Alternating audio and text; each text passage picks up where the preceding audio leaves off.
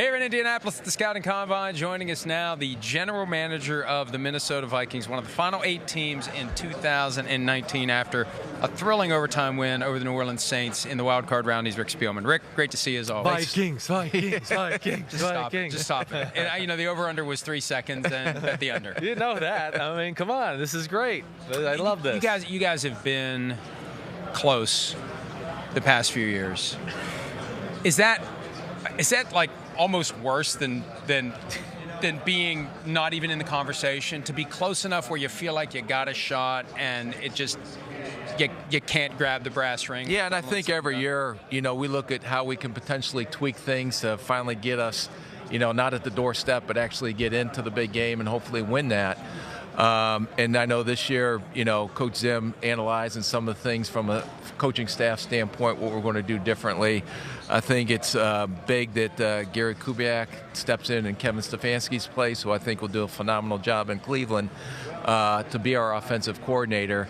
And I think, the continuity on offense with Kirk Cousins actually playing in a same offensive system the second year in a row is also something which is big. And then some of the changes on, with Zim freshening up maybe some new ideas on the defensive side and how we can get better on that side. I love the Dom Capers hire. I mean, a 3-4 guy coming in with a 4-3 system, it just shows a willingness to be flexible that a lot of coaches of Mike Zimmer's age aren't going to want to do. Right. Well, I think that's what makes Coach Zim so unique, is because no one has an ego in the building. Everybody's trying to get to the ultimate goal.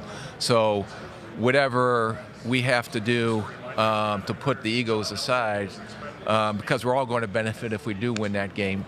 And so we're going to assess where we're at every year and bring in the top talent that we can, and want to thank the ownership because they give us the resources to do that as well, because if you don't have the ownership, they can give you the resources to bring in the top talent, not only on the field, but also the coaches, then you're not going to be able to do a lot of the things that we've done.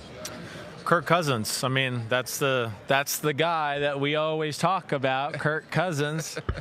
Or he likes to talk about. Kurt or Kirk? Kirk. I said Kirk. I'm always respectful. It's with a K at the end. But talk about his year, just what it did for him, the organization, everything around it. I think when you see from year one and then when Kubiak and Stefanski took over and did things that he does well, and it's establishing the run game, this outside zone, the play action. I think when he is kept clean in the pocket and he has time, he is one of the most accurate quarterbacks throwing in this league. Definitely. Now at all levels, at the short level, at the intermediate level, and even downfield at the deep level.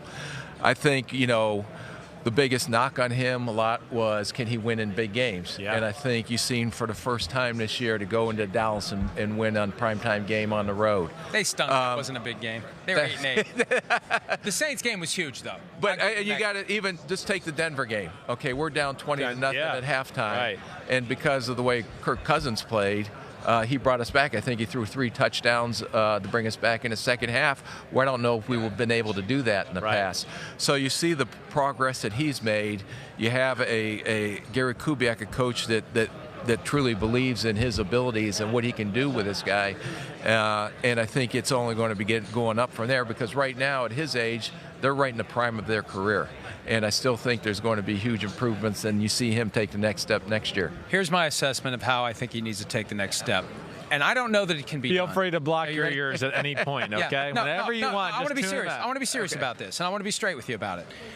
I think that when the walls close in, the play falls apart, that he doesn't have the mobility to get away from the pass rush, right? And I don't know what you can do in an offseason to make a guy better adept to escape and extend a play, but that's not an unfair criticism. No, but you have to understand what his strengths are. Now, if we want to go to a scramble quarterback that is not as accurate, that may not fit the system as well, then is that what you're saying? But I think if we do some things to maybe improve even up front, some of the things that we're doing up front and some of the personnel, I think we have 2 really good young cornerstone offensive linemen, and we'll continue to build that area.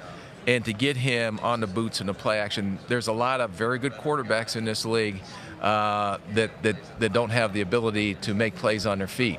And a lot of them guys are going to be in the Hall of Fame at one time. Well, yes, you're right. And I'd like to sit here and argue with him about some of the things he just said. In the past. He's agreed with me. He's sucking up to you. Well, no, I'm not sucking up to you. I want to be like, it's not always about the quarterback and the mobility. I mean, Tom Brady can't move for crap. Kirk Cousins beats him in a race all the time. He's got great O-line, great pass protection, and helps out. That's all I was going to say. And it's a great system. I mean, how many years has he been in that same system? Yes, for 20. I mean, this whole time. The guy over there, Charlie Weiss, is sitting right over there who taught it to him. But my point is, if we have someone up front, if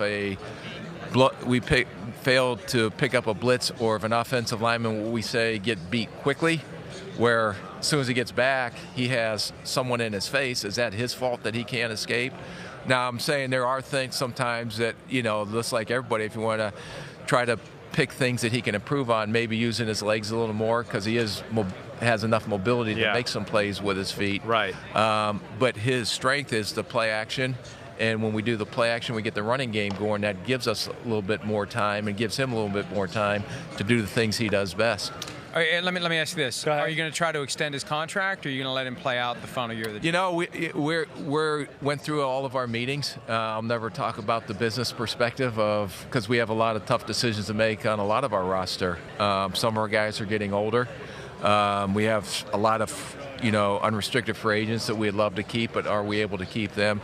I think the one thing that we've been able to do is there are a lot of young guys on our roster that maybe not had the opportunity to play yet, but because of the way our coaches develop this young talent, that they step in. An example would be an Anthony Harris, who waited his turn. All of a sudden, he got his opportunity to start, and he became one of the top safeties, in my opinion, in the league last year. Right. So we have a lot of guys, I think, that are in the wings that will be able to step up if we have to make some tough roster decisions. But when you're planning, you're also planning, okay, if we're able to extend Kirk Cousins, and I know how the coaching staff feels about him, I know how we feel about him, what are we able to do then to improve our roster from last year to maybe finally get over the threshold? Get where you want. Oh, I want to go into your, I mean, this is a big year for you guys. I mean, first off, you guys have a problem because last year, I mean, every year is a big year, but there's a lot more decisions to be made this That's year. what I mean. That's what I do. And a lot of it is because of your doing. You've drafted so well that you have this homegrown talent that you want to pay, but it's hard to let them walk out the door. So that's a credit to you. But yeah, I mean, where does this start? Everson Griffin, Trey Waynes, Mackenzie Alexander, Anthony Harris, like you just talked about. Dalvin Cook's on the horizon. I mean, how do you attack this? These are things, as you go through and, after you go through your buckets of evaluating your roster, evaluating the free agent market, evaluating the draft, where the strengths and weaknesses are, how you're going to fill the needs, can you fill the needs, but also you got to layer in the financial piece. Where we're at from a cap standpoint, our ownership has always never said no on the financial piece of us being able to extend these young guys. But guys do get older, guys do phase out. You can't always keep everyone.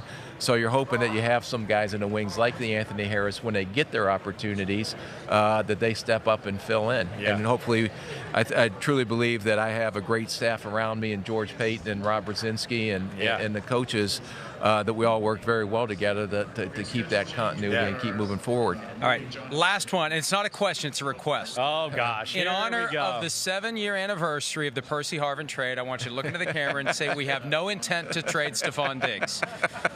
Will you do that for me? Stephon Diggs is a Minnesota Viking. That's good. That meant absolutely nothing. Rick Spielman, no, he is today, may not be tomorrow, but that's all right. Rick Spielman, thanks for some of your time. Congratulations on the great year and all the best in 2020. Thank you. Hi, I'm Mike Tirico, and thanks for watching. Make sure to hit subscribe for the latest news and highlights from NBC Sports.